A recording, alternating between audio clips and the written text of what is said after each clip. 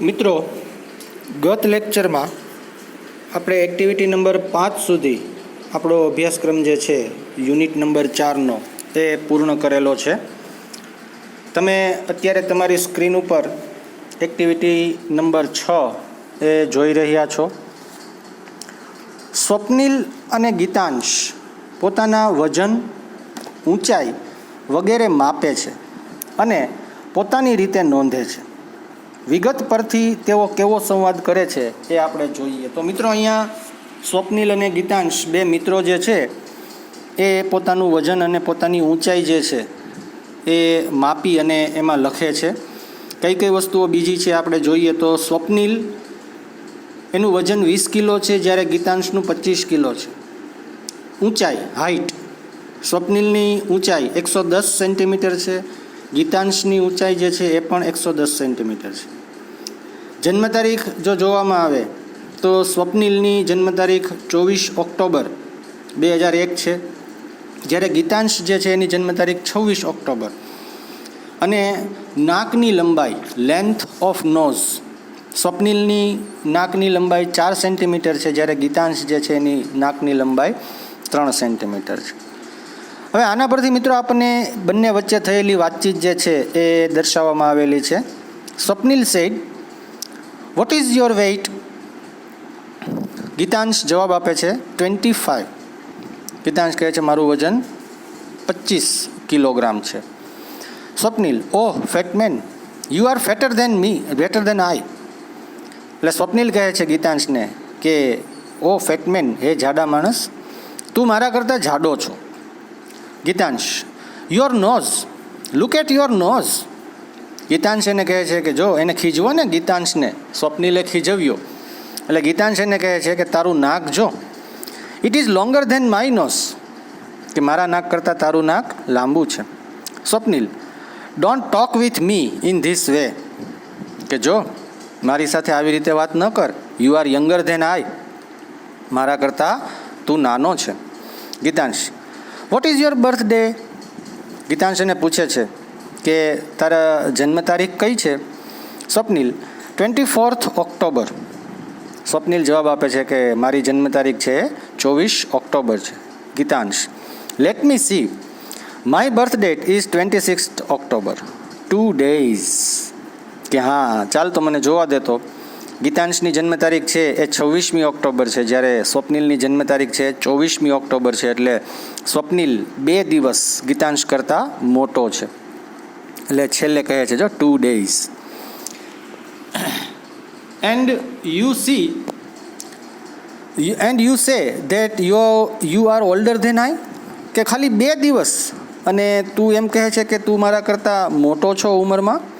Swapnil, sorry but look at the height, કે પણ ચાલો જે હોય તે, પણ તું ઊંચાઈ તરફ જોતો. Oh, you are as tall as I, કે તારી ઊંચાઈ તો મારી ઊંચાઈ જેટલી જ છે.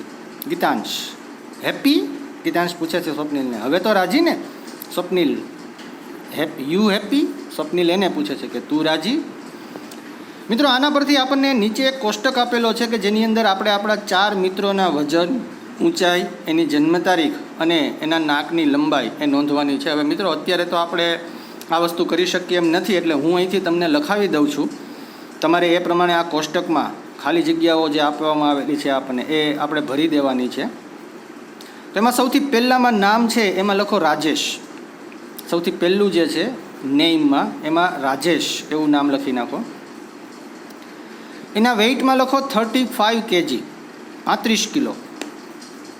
એનું વેઇટ, એનું વજન જે છે એ 35 kg. હાઇટમાં લખો 100 સેમી, 100 સેન્ટીમીટર, 100 પછી cm.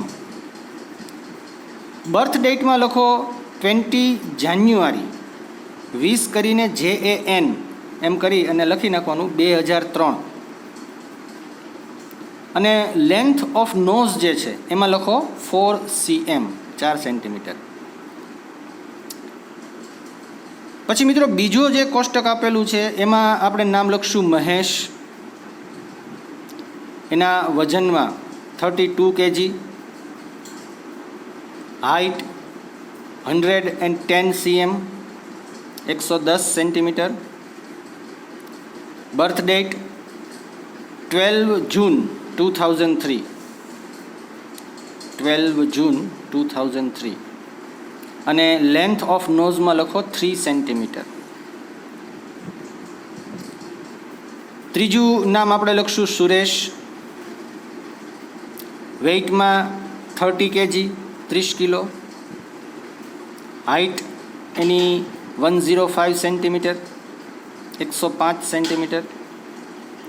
બર્થ ડેટ લખો 5 સપ્ટેમ્બર 2003. 5 સપ્ટેમ્બર 2003.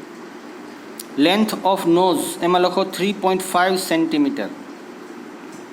3.5 સેન્ટીમીટર. અને સૌથી છેલ્લું નામ આપણે લખશું Dinesh. Weight 33 kg, height 100 centimetre. Birth date 15th February, 15મી ફેબ્રુઆરી 2003. અને લેન્થ ઓફ નોઝમાં 3 સેન્ટીમીટર. અહીંયા મિત્રો તમે તમારા જે ફ્રેન્ડ્સ હોય એમના અથવા તો નાના કે મોટા ભાઈ બહેનના નામ, એમની જન્મ તારીખ, વજન, ઊંચાઈ એ વસ્તુ જે છે એ તમે નોંધી શકો છો. હવે મિત્રો આપણે જે આ કોષ્ટકમાં ખાલી જગ્યાઓ કમ્પ્લીટ કરીને એના પરથી અહીંયા આપણને કેટલીક બીજી ખાલી જગ્યાઓ આપેલી છે. આપણને એમ કીધું છે કે કોષ્ટક અને સંવાદના આધારે આ વિગત ભરો અને વર્ગ સમક્ષ વાંચો. આપણે અહીંયા જે વિગત આપેલી છે આપણે વિગત જે છે કમ્પ્લીટ કરવાની છે. તો આપણે એમાં પહેલું જે વાક્ય છે એમાં blank is taller than blank. બરાબર, blank is taller than blank. એમાં પહેલી ખાલી જગ્યામાં આપણે લખશું મહેશ અને બીજી ખાલી જગ્યામાં લખશું Dinesh. Mahesh is taller than Dinesh. Mahesh Dinesh કરતાં ઊંચો છે. પછી બીજી ખાલી જગ્યા જે છે એમાં છે blank nose is longer than blank. કોનું નાક કોના નાક કરતાં મોટું છે. તો આપણે એમાં પહેલી ખાલી જગ્યા છે એમાં લખશું સુરેશ. સુરેશ એને એફોસ્ટ્રોફી એસ કરશું મિત્રો આપણે. Suresh nose is longer than Mahesh nose. મહેશમાં પણ એફોસ્ટ્રોફી એસ કરશું. Suresh nose is longer than Mahesh nose. પછી 3 નંબરમાં my nose is not so long as blank રાખશું. તો એમાં આપણે લખશું રાજેશ નોઝ. રાજેશમાં પણ આપણે એફોસ્ટ્રોફી એસ એવો લગાવશું.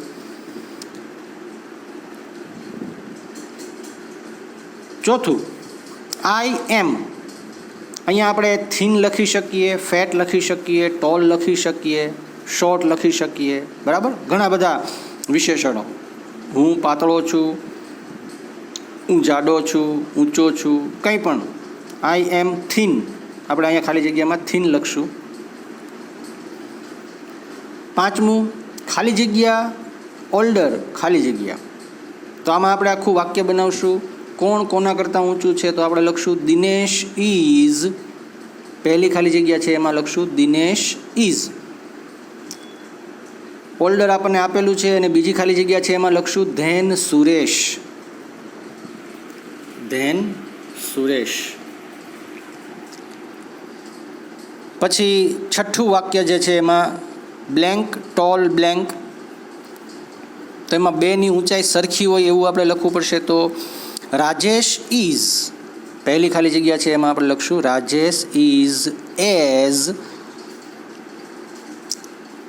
ટોલ આપણને આપેલું છે, ફરી પાછું બીજી વાર આપણે એઝ લખશું. એઝ દિનેશ. બીજી ખાલી જગ્યા છે એમાં આવશે એઝ દિનેશ. મિત્રો છેલ્લું 7મું બ્લેન્ક હેવિયર બ્લેન્ક. કોનું વજન કોના કરતાં વધારે છે. તો આપણે ખાલી જગ્યામાં લખશું Mahesh is. Mahesh is heavier than Suresh. Mahesh is heavier than Suresh. Heavier આપેલું છે, બીજી ખાલી જગ્યામાં આપણે લખશું ધેન સુરેશ. અહીંયા મિત્રો આપણી 6 નંબરની એક્ટિવિટી છે પૂરી થાય છે. આગળ 7 નંબરની એક્ટિવિટી આપણને જ કહે છે કે જોયું ને મિત્રો, તમારા અને તમારા મિત્રોમાં કેટલી વિવિધતા છે. આવી જ વિવિધતા દરેક પ્રાણીઓમાં પણ હોય છે. તે જોઈએ. ચિત્ર જોઈ તેની સરખામણી અથવા તો તુલના કરીને નીચેના જેવા વાક્યો આપણે બનાવવાના છે. મિત્રો અહીંયા પણ આપણને કેટલાક પ્રાણીઓના જે ચિત્રો આપેલા છે એના ઉપરથી આપણે નીચે જે વાક્યો છે એ તૈયાર કરવાના છે. તેમાં આપણને ઉદાહરણ માટેનું એક વાક્ય આખું ને એક વાક્ય અડધું આપેલું છે. The elephant is bigger than hippo. બરાબર ને? Elephant is bigger than hippo. Hippo કરતાં હાથી વધારે મોટો છે કદમાં. બીજું વાક્ય છે જીરાફ ઇઝ ટોલર. જીરાફ ઊંચું છે. ધેન કોના કરતાં? તો આપણે લખશું than a camel. Giraffe is taller than a camel. ઊંટ કરતાં વધારે ઊંચું એ જીરાફ છે. ત્રીજું વાક્ય મિત્રો હું લખાવું છું, લખજો. The horse is as big as the cow. As big as the cow. ચોથું, the rhino is bigger. The rhino is bigger than a donkey. Than a donkey. પાંચમું, the horse is bigger than. The horse is bigger than a donkey.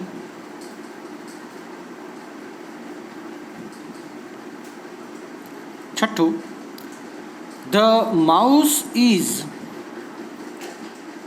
Mouse ઉંદર is smaller than a rabbit.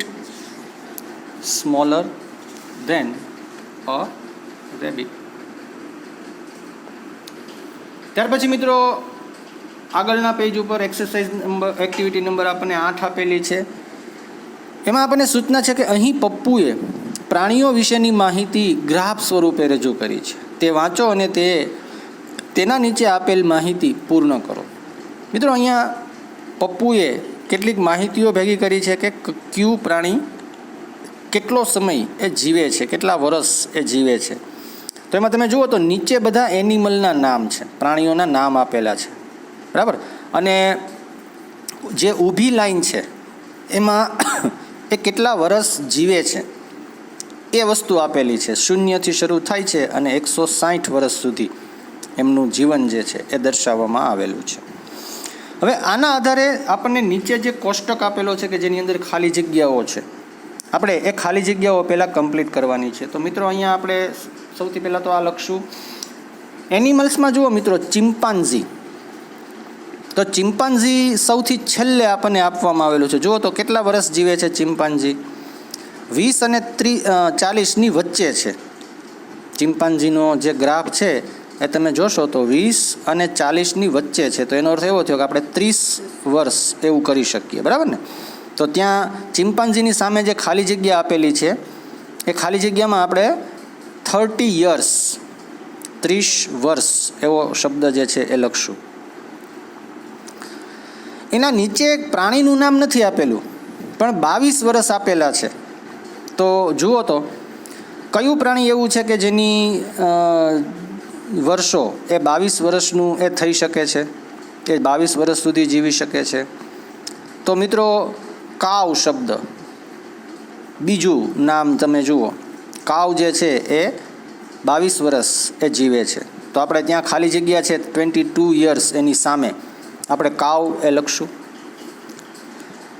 પછી એના નીચે આપણને 70 years, 70 વર્ષ આપેલા છે. તો 70 વર્ષ કયું પ્રાણી જીવે છે? ઉપરના કોષ્ટકમાંથી જોશું તો એલિફન્ટ એ 70 વર્ષ આવે છે. 60 અને 80ની વચ્ચે એનો ગ્રાફ જે છે એ દર્શાવાયેલો છે. તો આપણે ત્યાં લખશું એલિફન્ટ 70 વર્ષ લખેલા છે એની સામે. એની નીચે 9 યર્સ આપેલું છે, 9 વર્ષ. તો 9 વર્ષ કયું પ્રાણી જીવે છે? તો સૌથી પહેલું જ તે ક્રમમાં આપેલું છે ડોગ. 9 વર્ષ એ જીવે છે. પછીનું નામ છે મેન, માણસ. તો માણસ જે છે એ સરેરાશ આયુષ્ય એનું કેટલું હોય છે? તો કે 90 યર્સ, 90 વર્ષ. એ પછી આપણે જમણી બાજુના કોષ્ટકમાં આવીએ તો ત્યાં શ્વાન, બરાબર, શ્વાન કેટલા વર્ષ જીવે છે, કેટલું જીવે છે? તો શ્વાન માટે આપણને 100 યર્સ, 100 વર્ષનો સમય આપેલો છે, બરાબર. 100 વર્ષનો સમય છે એ આપણે શ્વાન માટે લખશું. 100 વર્ષ લખેલા છે, એની સામે ખાલી જગ્યા છે, એમાં આપણે શ્વાન એવો શબ્દ લખશું. પછી આપણને નામ આપેલું છે ટોર્ટોઇઝ, બરાબર, કાચબો. કેટલું જીવે છે? 150 વર્ષ, 150 યર્સ. તમે જુઓ 140 અને 160ની વચ્ચે એનો ગ્રાફ જે છે એ દર્શાવાયેલો છે. ત્યાર પછી ગોટ, તો 10 યર્સ, 10 વર્ષ. કૂતરા કરતાં 1 વર્ષ વધારે એનો જીવન જે છે એ દર્શાવાયેલું છે. ત્યાર પછી હોર્સ, તો સરેરાશ આયુષ્ય એક ઘોડાનું જોઈએ આપણે તો 40 અને 60ની વચ્ચે આપેલું છે, એટલે કે આપણે 50 વર્ષ એ ગણશું, 50 યર્સ. અને સૌથી છેલ્લું છે શીપ, કે જેના માટે આપણને અહીંયા 10 વર્ષનો સમય એ આપવામાં આવેલો છે. તો મિત્રો, આ આપણે જે કોષ્ટક પૂરો કર્યો, હવે એના આધારે નીચે આપણને કેટલાક પ્રશ્નો પૂછ્યા છે. આપણે પ્રશ્નોના જવાબ એ અહીંયા લખવાના છે. અહીંયા મિત્રો 1 કરતાં વધારે જવાબ એ આપણે લખી શકીએ છીએ, બરાબર. જેમ કે પહેલો પ્રશ્ન છે, who lives shorter life than the chimpanzee? Chimpanzee કરતાં ઓછું જીવન જીવતું હોય એવું કયું પ્રાણી? તો ઘણા બધા પ્રાણીઓના નામ આપવામાં આવેલા છે. લખો જવાબ. હું અહીંથી જવાબ લખાવી દઉં છું. The cow, the cow. પછી આપણે આડો લીટો કરશું, બરાબર. The dog. ફરી પાછો આપણે આડો લીટો કરશું બેયની વચ્ચે, જેવી રીતે આપણે અથવામાં લખતા હોઈએ ને એવી રીતે. ડોગ. પછીનો શબ્દ છે ગોટ, ગોટ. પછીનો શબ્દ છે શીપ. આ 4 નામ આપણે લખી શકીએ: કાવ, ડોગ, ગોટ, શીપ. જવાબ તરીકે અહીંયા કોઈ પણ એકનું નામ લખીએ તો પણ ચાલે. Lives, lives shorter than the chimpanzee, lives shorter than the chimpanzee. મિત્રો, અહીંયા જવાબ તરીકે આપણે માત્ર એક જ નામ સમજવાનું છે, એટલા માટે જો મેં તમને લીવ્સ એવું લખાયું છે, બરાબર. જો આ બધા જ પ્રાણીઓના નામ લખીએ ને તો આપણે અહીંયા લીવ્સ જે છે ને એની બદલે લીવ શબ્દ એ યુઝ કરવો પડે, બરાબર. પણ આપણે જવાબમાં તો માત્ર કોઈ પણ એકનું જ નામ આપવાનું રહે, કે આમાં ચિમ્પાન્ઝી કરતાં કયું પ્રાણી ઓછું જીવે છે, તો આમાંથી કોઈ પણ એકનું નામ. જેમ કે જવાબ વાંચીએ તો આપણે આવી રીતે વાંચી શકીએ: the cow lives shorter than the chimpanzee. અથવા તો એવું વાંચી શકીએ: the dog lives shorter than the chimpanzee, બરાબર. એટલે જવાબ વાંચતી વખતે માત્ર આપણે એક જ નામ જે છે જોવાનું છે. અહીંયા તો આપણને જે આપેલા છે એટલા મેં લખવાનો પ્રયત્ન એ અહીંયા દરેક જવાબમાં એ રીતે લખવાનો પ્રયત્ન કરેલો છે, તો એ વસ્તુ આપણે ધ્યાનમાં રાખશું. પછીનું બીજો પ્રશ્ન છે, who lives longer than the goat? તો ગોટ કરતાં કોણ વધારે જીવે છે? તો એમાં પણ ઘણા બધા પ્રાણીઓના નામ છે. હું તમને એક પછી એક લખાવતો જાઉં છું. તમે વચ્ચે બધાના 2 નામની વચ્ચે આડો લીટો જે છે એ લખતા જજો. લખો ધ ચિમ્પાન્ઝી, ધ ચિમ્પાન્ઝી. પછી આડો લીટો કરીને કાવ. ફરી પાછો આડો લીટો કરીને એલિફન્ટ. ફરી પાછો આડો લીટો કરીને મેન. ફરી પાછો આડો લીટો કરીને શ્વાન.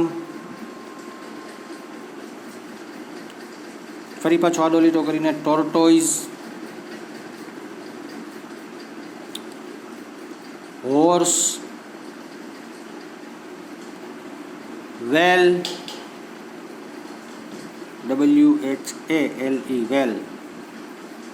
Leaves longer, lives longer than the goat, than the got.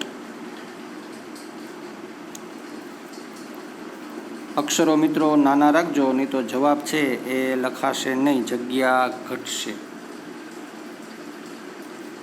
પછીનો ચોથો પ્રશ્ન છે, whose life span is shorter than the horse life span. બરાબર, ઘોડાના આયુષ્ય કરતાં કોનું આયુષ્ય ઓછું છે? તો એમાં પણ ઘણા બધા નામ એ આપણે લખી શકીએ એમ છીએ. લખો ધ ચિમ્પાન્ઝીસ એફોસ્ટ્રોફી એસ, ચિમ્પાન્ઝીને. આડો લીટો કરીને કાવ, એને પણ એફોસ્ટ્રોફી એસ, કાઉસ. બધા જ નામ જે છે એને અહીંયા આપણે એફોસ્ટ્રોફી એસ લગાડવાનો રહેશે. ડોગ્સ, ફરી પાછો આડો લીટો કરીને ગોટ્સ,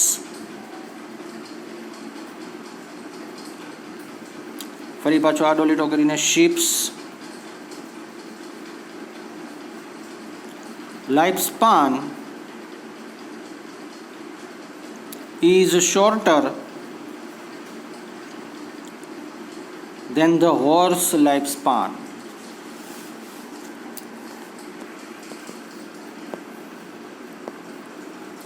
ત્યાર પછી મિત્રો ચોથો પ્રશ્ન છે, whose lifespan is longer than the sheep's. તો એમાં પણ ઘણા બધા પ્રાણીઓના આપણે નામ લખી શકીએ છીએ. લખો ધ ચિમ્પાન્ઝીસ, ફરી પાછા અહીંયા બધાને એફોસ્ટ્રોફી એસ લગાવવાના છે. આડો લીટો કરીને કાઉસ, આડો લીટો કરીને એલિફન્ટ્સ, આડો લીટો કરીને મેન્સ, આડો લીટો કરીને સ્વાન્સ, આડો લીટો કરીને tortoise, હોર્સીસ, whales. Life span is longer than the sheep's.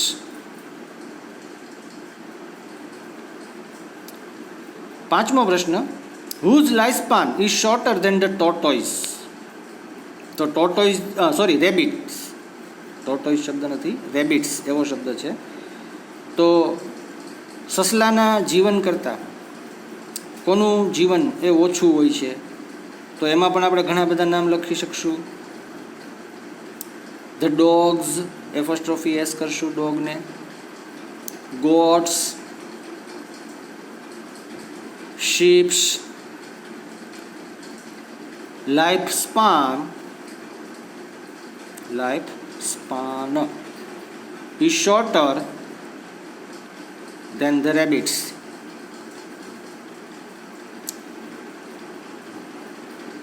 અને છેલ્લો પ્રશ્ન, who lives longer than the man.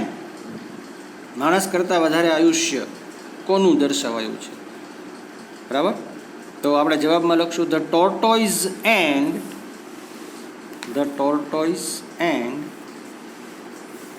The swans, apostrophe S, swans lifespan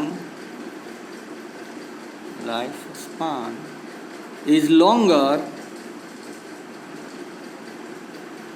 than the man. માણસ કરતાં ટોર્ટોઇસ, કાચબો અને સ્વાન, હંસ, એનું આયુષ્ય એ વધારે હોય છે. અને મિત્રો આપણા યુનિટની છેલ્લી એક્ટિવિટી નંબર 9, જેમાં આપણને કેટલાક રીડલ્સ, કોયડાઓ આપવામાં આવેલા છે ઉખાણા પ્રકારના. બરાબર, આપણે એને વાંચવાના છે ને એમાં જે જવાબ છે A, B કે C, એમાંથી એ જવાબ ટીક કરવાનો છે. It is a smaller than a rabbit. સસલા કરતાં નાનું છે. And bigger than a rat. ઉંદર કરતાં મોટું છે. It is the enemy of snake.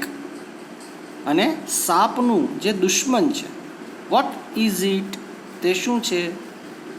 બરાબર, તો એ મંગૂસ, ઓપ્શન બી એ જવાબમાં આવશે. અ મંગૂસ, નોળિયો.